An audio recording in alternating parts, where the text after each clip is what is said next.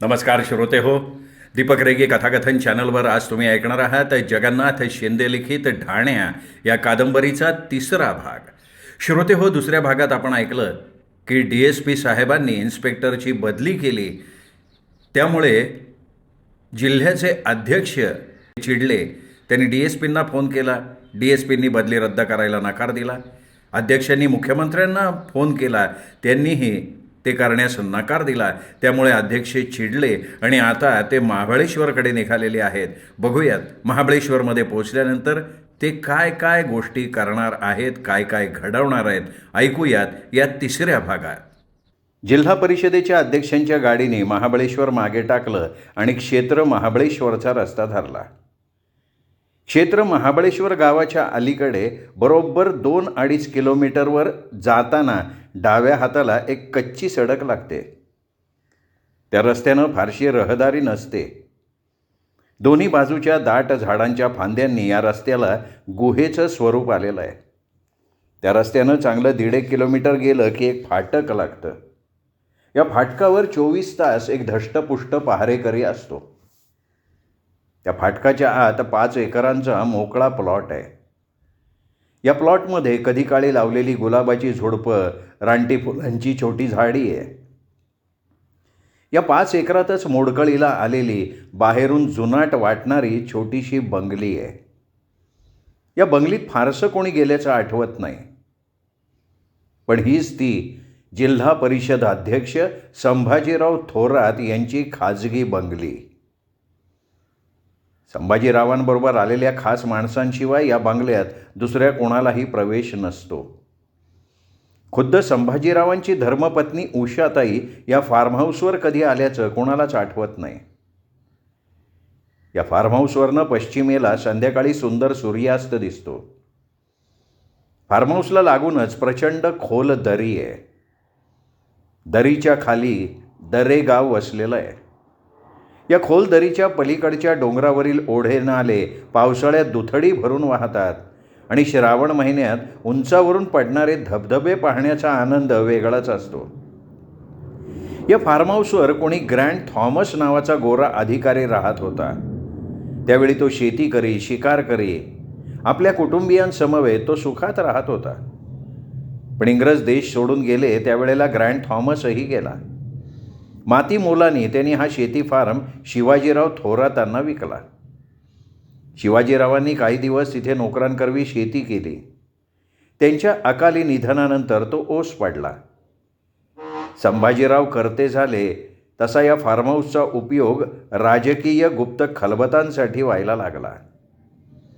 संभाजीरावांचं स्वागत गेटवरच्या सुमेर सिंगानं केलं. गाडी बंगलीच्या दारात उभी राहिली. दगडू धावत बाहेर आला. हा दगडू या बंगल्याचा माळी कम स्वयंपाकी. दिसण्यात फाटका, पण या दगडूच्या हातात कमालीची जादू होती. मटणाचे नाना प्रकार हा दगडू ताज हॉटेलच्या स्वयंपाकाच्या तोंडात मारील असे करी. संभाजीराव येणार म्हटल्यावर सगळी बैजवायर तयारी होत असे. पण आज संभाजीराव अचानक आल्याचं बघून त्याला आश्चर्याचा धक्काच बसला. दगडू, हाजी मालक. टेबल लाव. कुठं मालक? माचीवर. दगडू काय समजायचंय ते समजला. फार्म हाऊसच्या पश्चिमेला कड्याच्या टोकावर दगडूंनी टेबल लावलं. बाटली, ग्लास, उकडलेली अंडी आणून ठेवली. दगडूच्या आता सगळं परिचयाचं झालं होतं. धनी अस्वस्थ असले की माचीवर टेबल लावायला सांगतात. एकटेच पीत राहतात. मध्यरात्र उलटली तरी पीत राहतात. एकटेच बडबडत राहतात. हातवारे करतात. फेऱ्या मारत राहतात. अशा प्रसंगी जवळ कोणी जायचं नसतं, बोलायचं नसतं. सगळं मालकांच्या कलानं घ्यायचं असतं. संभाजीरावांनी बाटलीचं बूच काढलं. 2 घोट पोटात गेले आणि मग सुरू झालं. बडबड, हातवारे, जागच्या जागी फेऱ्या. सकाळी संभाजीराव लवकरच उठले. सुमेरसिंग धावत आला. आम्ही दरेगावी जाणार आहोत. दुपारपर्यंत परत येऊ. 2-4 माणसं असतील बरोबर. सगळी तयारी ठेवा. सुमेरसिंगानं ड्रायव्हरला सांगितलं. ड्रायव्हरनी बंगलीच्या दारात गाडी उभी केली. संभाजीरावांना या फार्म हाऊसनं खूप काही दिलं होतं. संकटाच्या वेळी, आनंदाच्या वेळी, कटकारस्थानं रचण्याच्या वेळी, ज्या ज्या वेळी खलबतं करायची, मौज मजा करायची, तेव्हा ते इथे येतात. विचारांती व्यूहरचना करतात, ताजे होतात, उत्साह वाढतो आणि नव्या जोमानं कामाला लागतात. आज तेच झालं होतं आणि नवीन उत्साहानं ते दरे गावाकडे निघाले होते. गावात गाडी येताच गावकरी भराभरा गोळा झाले. प्रत्यक्ष जिल्हा परिषदेच्या अध्यक्षांना बघून सगळ्यांना धक्काच बसला. आता काही इलेक्शन नाही आहे आणि हे गावात कसे काय आले? जिल्हा परिषद, पंचायत समिती, लोकसभा, राज्यसभा या निवडणुकांशिवाय पुढारी या गावात फिरकल्याचं कोणालाही आठवतच नव्हतं. तसं दरेगाव महाबळेश्वरच्या सीमेवर पण दरीत वसलेलं. तिन्ही बाजूनी उंच उंच पर्वतरांगा. एस टी गाडीनं जायचं तर पोलादपूर घाट 18 किलोमीटरचा कापायचा. शिवाय गावात मतदार किती? 80-90. कोण येणार हो गावात? त्यामुळे हे गाव अनेक सुधारणांपासून वंचित होतं. पेपरात वाचलं, लय वाईट वाटलं बरं का. वाघराने 6 पोरं खाल्ली राव. लय वाईट झालं. गावावर मोठं संकट आलं. म्हणलं आपण खुद्द जावं, तुमच्या दुःखात सहभागी व्हावं. संभाजीरावांना दुःखाचा आवेग आला. गावकरीही संभाजीरावांच्या दुःखानं कळवळले. त्या गावकऱ्यात सूर्यराव उभा होता. तो पचकन थुंकला आणि म्हणाला, साला नाटक करतोय. काय सरपंच, आम्हाला काय कळवलं बी नाही तुम्ही? अरे आम्ही जातीने लक्ष दिलं असतं ना. मी काय लांबचं आहे का? अरे तुमच्यावर जे संकट आहे ते माझ्यावर बी संकटच ना. सरपंचांना, पाटलांना अपराध्यासारखं वाटलं. पण आता घाबरायचं कारण नाही. आम्ही जातीने लक्ष घातलेलं आहे. इथून पुढं या काही तरुणाची हत्या होणार नाही, खात्री आम्ही देतो तुम्हाला. 6 म्हणजे 6.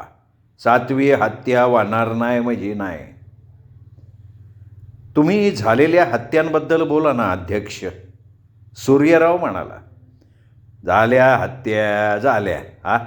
आता वाघाच्या पुढं मी काय करणार रे? देवाला आवडलं, ते तरुण गेले. आता गेले, त्यांचं सोनच झालं का नाही? अध्यक्ष, सूर्यरावानं सहाय्यतेनं दाताखाली ओठ धरला. आता गेलेला माणूस आहे, तो काय परत येणार आहे का? झालं ते झालं. आता पुन्हा होऊ नये एवढं बघायचं. काय करणार हो तुम्ही? वाघाला दोरीनी बांधून ठेवणार का डाळून ठेवणार त्याला? सूर्यरावांनी प्रश्न विचारला. अरे बघू की, काहीतरी मार्ग काढूच की. आणि गायब झालेल्या 6 पोरांचं काय? सूर्यराव ताडकन म्हणाला. देऊ सरकारी मदत मिळवून, दुसरं काय करणार? मी पोरांचं म्हणतोय. आता काय वाघाच्या पोटातनं बाहेर काढू का मी काढणार आहे त्यांना. सूर्यराव बोलला. शब्दानं शब्द वाढणार आहे हे सरपंचांनी ओळखलं. ते म्हणाले, अरे बाबा सूर्यराव, गप्प पड की जरा. झालं गेलं इसरून पुढं काय करायचं ते ठरवू की. नाही, पहिला हिसाब मग पुढचं. सूर्यराव बोलला. अध्यक्ष साहेब, त्याच्या डोसक्याला कशाला लागत आहे? सरपंच असं म्हणतात. शांतपणे संभाजीराव म्हणाले, अरे नाही, बोलू दे की, बोलू द्या त्याला, बोलू द्या. कसं आहे, गरम गरम रक्त आहे त्याचं. बरं, मी निघतोय. सरपंच पाटील, तुम्ही माझ्याबरोबर चला. सरकारी मदत मिळण्याच्या दृष्टीनं तुमची मला गरज भासणार आहे. सरकारी मदत? काय देणार हो सरकारी मदत? 1000-2000? पैसे नको आहेत. आम्हाला आमची तरुण मुलं पाहिजेत. सूर्यरावाचं हे ऐकण्यासाठी अध्यक्ष थांबलेच नाहीत.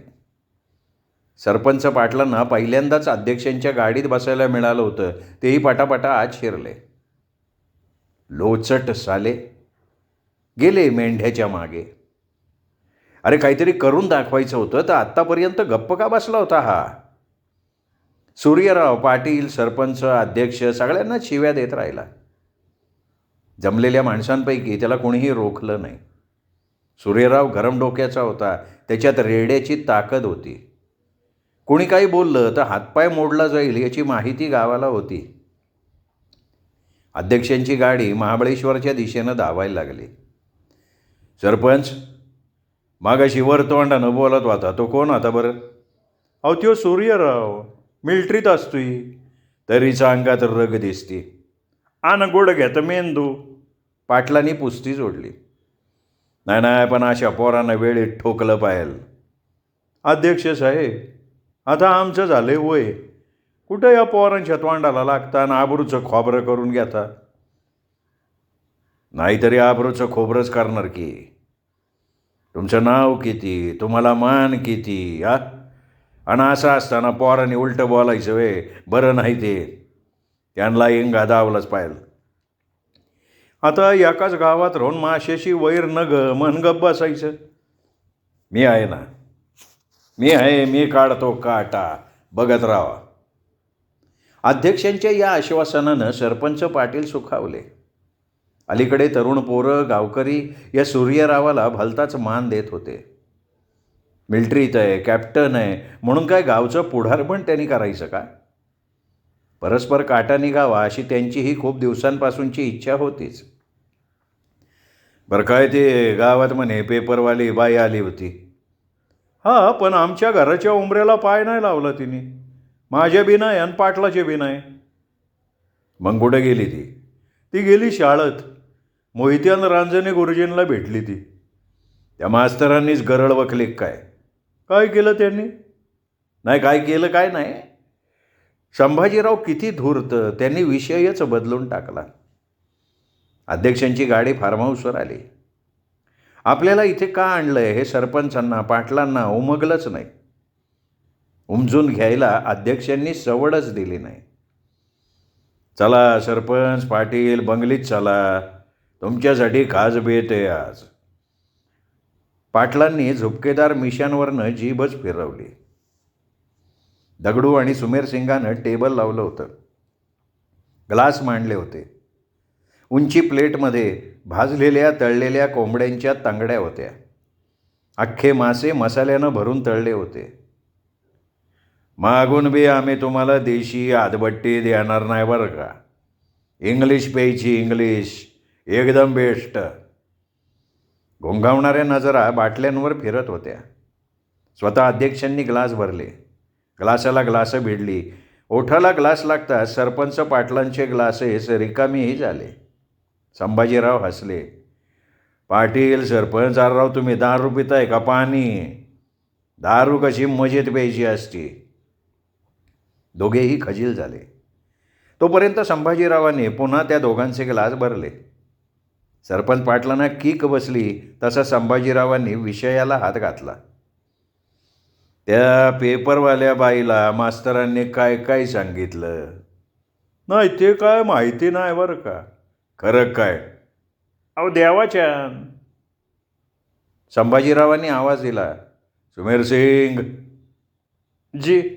फोन आण टॅबलाव. हुकमाची अंमलबजावणी क्षणात झाली. संभाजीरावांनी फोनचे नंबर फिरवले.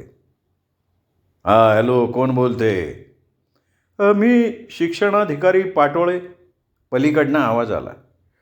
पाटोळे, महाबळेश्वरच्या दरेगावच्या दोन्ही मास्तरांना मान दाखवा. अहो पण साहेब, काय तुम्हाला विदर्भात जायचं आहे का? अहो साहेब, मान म्हणजे? शिपाई पाठवा, ऑर्डर जागी पोचवा. अहो पण कारण काहीतरी. आमची ऑर्डर आहे. आमच्या ऑर्डरला कारण नसतं. उचला म्हणलं का उचलायचं. पातळ किती आहे विचारत बसायचं नाही काय. असं म्हणत त्यांनी फोन खाली ठेवला. बडवा कारण विचारतोय. चला सरपंच पाटील, आता बोला. आम्ही काय बोलणार बापडे. कोंबडीची तंगडी तोंडात घालत पाटील बोलले. नका बोलू, खा, पण खाल्ल्या अन्नाला जागा. असं का म्हणताय साहेब? आम्ही तुमच्या पक्षाचे. पक्ष गेलाय खड्ड्यात. कोण विचारतो कोण पक्षाला? आम्ही गटाला मानणाऱ्यांवर प्रेम करतोय. मग आम्ही तुमच्या गटाचेच आहे ना साहेब. आमच्या गटातच राहा आणि इमानाने काम करा. काम सांगून तर बघा. पेपरवाल्या बाईला उचलायचे. काय? सरपंचाच्या हातातला ग्लासच गळून पडला. अरे तुमच्यावर काय येणार नाही, मी समर्थ आहे. तुम्ही फक्त पख झाडायची, तोंड आणि कानावर डोळ्यावर हात ठेवायचा. काय? त्या दोघांना काहीच कळलं नव्हतं. मात्र दोघांचीही अर्धी उतरली होती. तोंडातला घास तोंडातच फिरत होता. माझी माणसं तुमच्याकडं पाहुणे म्हणून राहतील. आमचे पाहुणे म्हणजे? 2 माणसं राहतील. तुमच्या दोघांच्या घरी एक एक जण राहीन.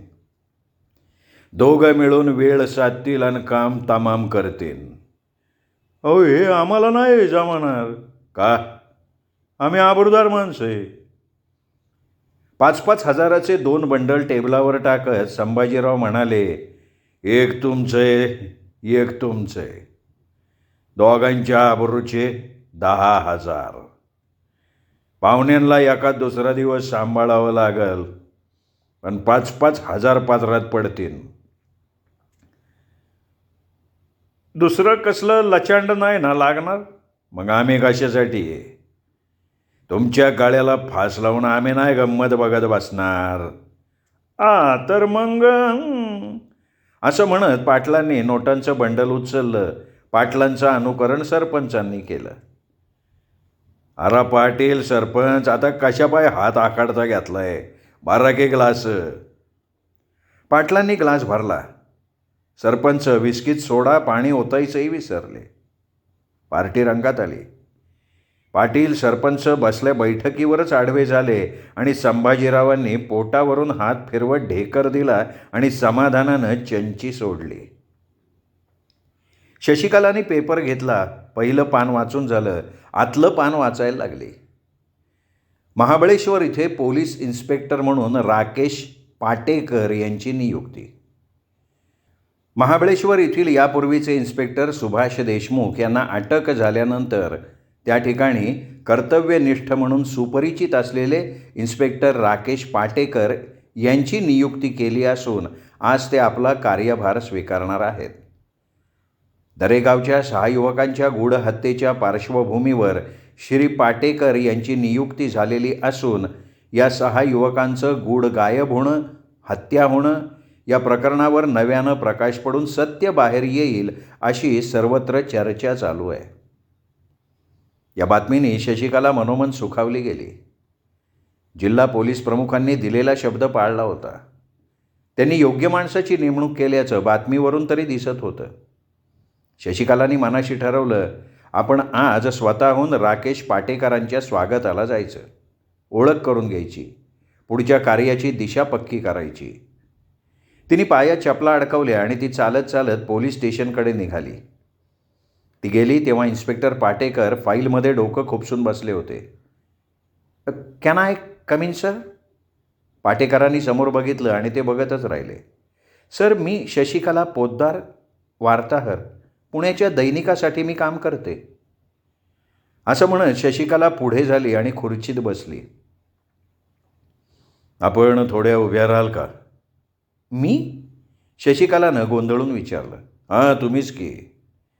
मी तुम्हाला या म्हणालो नाही. अनुमती देण्यापूर्वी तुम्ही आत आलात आणि थेट खुर्चीवर बसलात. शशिकलाने ओळखलं की हा प्राणी जरा आखडूच दिसतोय. बरं, मला सांगा, का आलाय आपण? मी म्हणजे स्वागत करायला. शशिकला पुन्हा गोंधळली. हे बघा, मी आत्ताशी कुठे चार्ज घेतला आहे. मी अजून कसलाही स्टडी केलेला नाही आहे, त्यामुळे मी आपल्याला कसलीही माहिती देऊ शकणार नाही. आज तरी अजिबात नाही. सॉरी, आपण जाऊ शकता.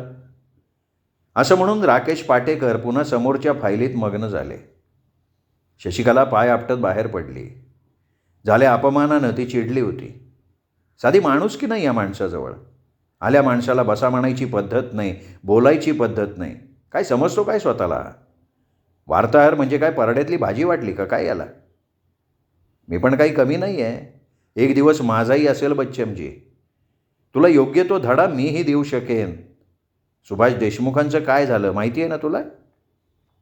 असे मनात मांडे मळत शशिकला सनी इंटरनॅशनल हॉटेलवर गेली. Please madam. काउंटरवरचा रिसेप्शनिस्ट अदबीनी पुढे आला. मॅडम, आपल्या डॅडींचा सकाळपासून 2दा फोन येऊन गेला आहे. हो आय सी. आपल्याला फोन करायला सांगितलं आहे. हां घे नंबर घे. शशिकलाने त्याला नंबर दिला. फोन लागला.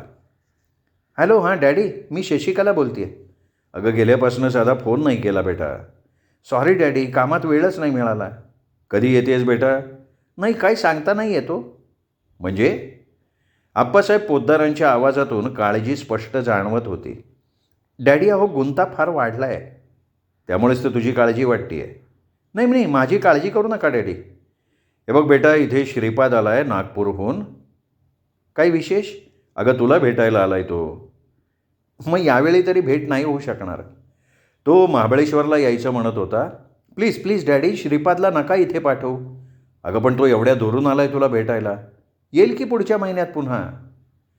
असं म्हणून शशिकलाने विषयच बदलला. डॅडी काळजी घ्या, मी मजेत आहे. Bye daddy.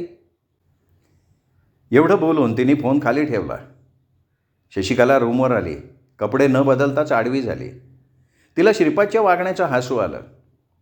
बिचारा, आईचं वाक्य खरं करण्याचं स्वप्न पाहतोय. श्रीपादची आई आणि शशिकलाची आई दोघी मैत्रिणी, पुण्यात दत्तवाडीत शेजारी शेजारी राहणाऱ्या. श्रीपाद शशिकलाचं बालपणीच त्या दोघांनी लग्न ठरवूनच टाकलं. पुढे श्रीपादच्या वडिलांची बदली नागपूरला झाली. श्रीपाद नागपूरला राहायला गेला. पूर्ण कुटुंबच नागपुरात शिफ्ट झालं. 15 वर्ष झाली या घटनेला. श्रीपादची आई जाऊनच 10-12 वर्ष झाली. पण श्रीपाद मात्र त्या गेलेल्या आईचं वाक्य खरं करण्यासाठी जीव टाकत होता. संधी साधून पुण्याला येत होता. शशिकलाशी जवळीक साधत होता. श्रीपादमध्ये काही कमी होतं असं नाही. गोरागोंटा उंचापुरा होता तो. फर्स्ट क्लास चुकवत नव्हता कधी वर्गात. पण भलताच मिळेमिळेत. नाकासमोर पायांच्या बोटांकडे पाहत चालत राहणं आणि समोरच्या माणसांनी 4 वाक्य बोलल्यावर हो नाही बरं ठीक असं एका शब्दात बोलणं हे त्याचं वैशिष्ट्य. BSc झाल्यावर BEd करून तो हायस्कूलमध्ये शिक्षक म्हणून काम करायला लागला. हा मुखदुर्बळ माणूस वर्गात काय बोलत असेल हेही एक कोडच होतं. पण तो शिक्षक झाला एवढं मात्र खरं. असा हा थंड प्राणी शशिकलासारख्या धडपड्या मुलीला जोडीदार म्हणून कसा बरं आवडणार? शशिकलाला जोडीदार हवा होता तो धडाईबाज, रुबाबदार, शूर, महत्त्वाकांक्षी, पेटून उठणारा, चेतून जाणारा, म्हणजे अगदी थेट सूर्यराव मोरेसारखा. सूर्यरावची आठवण आली आणि अक्षरशः शशिकला लाजली. अशी ती यापूर्वी कधी लाजली नव्हती. सूर्यराव म्हणजे प्रत्यक्ष अंगार, आत बाहेर पेटलेला.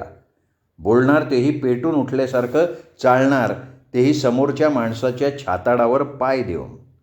डोळ्यात आग, काळजात भीतीचा साधा लवलेश नाही. पौरुषत्व, शूरत्व आणि आत्मविश्वासाचं प्रतीकच जणू. सूर्यरावचं रुबाबदार व्यक्तिमत्व डोळ्यांसमोर उभं राहिलेलं असतानाच दारावरची बेल वाजली. ओढणीही न घेता शशिकला उठली. तिला वाटलं वेटर आला असेल. तिने दरवाजा उघडला तर दरवाज्यात राकेश पाटेकर. शशिकला गोंधळून गेली. आत या म्हणायचंही तिला सुचलं नाही. पण राकेश पाटेकर आत येऊन खुर्चीवर बसला सुद्धा. मी आय एम सॉरी, तुमची माफी मागायला आलो होतो. शशिकलाचा गोंधळ आणखीन वाढला. आता हे इन्स्पेक्टर आपली माफी का मागतायत? आय एम सॉरी, मी तुम्हाला ओळखलं नव्हतं. हां सॉरी, खरंच फार उशिरा ट्यूब पेटली हो. मध्ये 3-4 वर्षांचा काळ गेला ना. शिवाय कॉलेज लाईफमध्ये तुमच्याशी बोलण्याचा प्रसंग कधी आलाच नव्हता. तसा मी तुम्हाला बघून होतो बरं का. शशिकला फक्त ऐकण्याचं काम करत होती. त्यामुळे मी तुम्हाला परत पाठवलं. I am very very sorry. नाही नाही, अहो त्यात काय एवढं? त्यात काय आहे? आज कुठे मी चार्ज घेतला आहे. कागदपत्र पाहिल्याशिवाय तुम्हाला माहिती देणंसुद्धा उचित ठरणारं नव्हतं ना. शशिकला आत्तापर्यंत काहीच बोलत नाही हे बघून तो म्हणाला, आय एम सॉरी, मी एकटा बोलतो आहे. तुम्ही काही बोलतच नाही आहात. खरं सांगायचं तर मी असं हॉटेलवर यायला नको होतं. नाही नाही, तसं काही नाही हो. पण मी ठरवलं, म्हटलं आपण होऊन जायचं. आपली ओळख तरी सांगूयात म्हणून मी आलो. मला ओळखतं का तुम्ही? मी सायन्सला होतो, काठावर पास व्हायचो. पण वडिलांची इच्छा, म्हटलं सायन्स तर सायन्स. पण आपलं मन ना कधी प्रयोगशाळेत रमलंच नाही. आपलं जग 4 भिंतींच्या बाहेर. क्रीडांगण आपलं दैवत. Kabaddi, football, hockey number 1. Shashikala पाटेकरांची बडबड ऐकत होती. सॉरी परत मी एकटाच बोलतो आहे. सॉरी. सवय हो, दुसरं काय. पुढे BSc झालो, केला अर्ज, फिट इन्स्पेक्टर म्हणून सिलेक्ट. ट्रेनिंग झालं आणि मग आमचा प्रताप सुरू झाला. पेपरला वाचला असेल ना आमच्याबद्दल. एका जागेवर टिकीन तर शपथ. चोर, दरोडेखोर, खुन्यांपेक्षा आमचा खटका उडतो तो पुढाऱ्यांची. ते झाले आमच्या कामात नको एवढं नाक खुपसतात ना. शशिकलाला या बडबडीने हसू आलं होतं, पण ते तिने दाबून धरलं. आता हेच बघा की, या दरेगावच्या हत्याकांडासंदर्भात आमची स्पेशल नेमणूक इथे झाली. मी चार्ज घेतला तर जिल्हा परिषद अध्यक्षाचा फोन. अध्यक्षांचा फोन? तर काय हो, काय म्हणत होते? ऐकून घेतलंय कोणी? फोन उचलला, बाजूला उचलून ठेवून दिला. 5 मिनटं लेकाचा हॅलो करत होता. ते जाऊ द्या, तुम्ही मला ओळखलं का? कॉलेजचा चॅम्पियन म्हणजे. अहो ओळखलं. शशिकला त्याची बडबड थांबवण्यासाठी म्हणाली. आता तुमच्या काही आठवणी सांगतो मी. त्या आत्ताच सांगितल्या पाहिजेत का? ठीक आहे, सांगेन पुन्हा केव्हा तरी. बरं मी निघतो आणि जाता जाता सांगतो, 4 दिवसात मी आपल्याला सनसनाटी बातमी देईन. बाय. पाटेकर बाहेर पडले. दरवाजा बंद करून शशिकला हसायला लागली. तिला पाटेकरांचं नवल वाटलं. BSc म्हणजे सायन्सचा विद्यार्थी, आवड गेमची, गेम खेळणारा म्हणजे मुखदुर्बळ माणूस आणि हात बडबड्या. हे रसायन काही वेगळंच होतं. शशिकला पुन्हा आडवी झाली. आजचा दिवस आळसाचाच होता. ती उगाचच लोळत होती. डोळ्यांपुढून तीनही प्रतिमा सरकत होत्या. श्रीपाद, सूर्यराव आणि राकेश पाटेकर. तिघांच्या 3 तऱ्हा, 3 वैशिष्ट्य. श्रीपाद मिळमिळीत, सूर्यराव झणझणीत, तर राकेश पाटेकर बडबड्या. मॅडम लंच आणू का?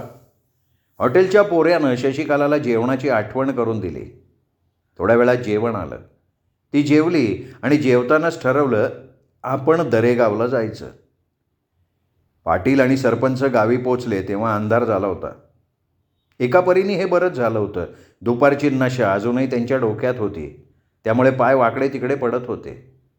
उगाच म्हातारपणी आबरूचा बबरा नको. दोघंही आबरूदार माणसं, प्रतिष्ठित, करती, गावगाडा ओढणारी, गाव चालवणारी माणसं. पाटील घरात पाऊल ठेवतात तर समोर एक अपरिचित माणूस. सरपंचाची तीच अवस्था. दोघांचेही पाहुणे अंदाजापूर्वीच दाखल झाले होते. त्यांचा आकार, रूप पाहून काळजात चर्र झालं. खिशातले 5,000 सापासारखे वळवळ करायला लागले. भरल्या घरात बायको, पोरं, सुना, या प्रपंचात हे दैत्य सांभाळायची दोघांनाही भीती वाटायला लागली. पण आता पर्यायच नव्हता. संभाजीरावाशी दुश्मनी महागात पडेल याची त्यांना पूर्ण कल्पना होती. श्रोते हो, अध्यक्षांनी पाटलांच्या आणि सरपंचांच्या घरात 2 दैत्य माणसं तर पाठवली. बघूयात हे 2 दैत्य दरेगावात पुढे काय करणार आहे. पण श्रोते हो, तोपर्यंत आपली कथानायिका शशिकला ही दरेगावात पोचणार आहे. बघूयात आता यांतला संघर्ष कुठल्या वळणावर आपल्याला घेऊन जाणार आहे. ऐकूयात उद्या भाग 4, जगन्नाथ शिंदे लिखित ढाण्या. नमस्कार.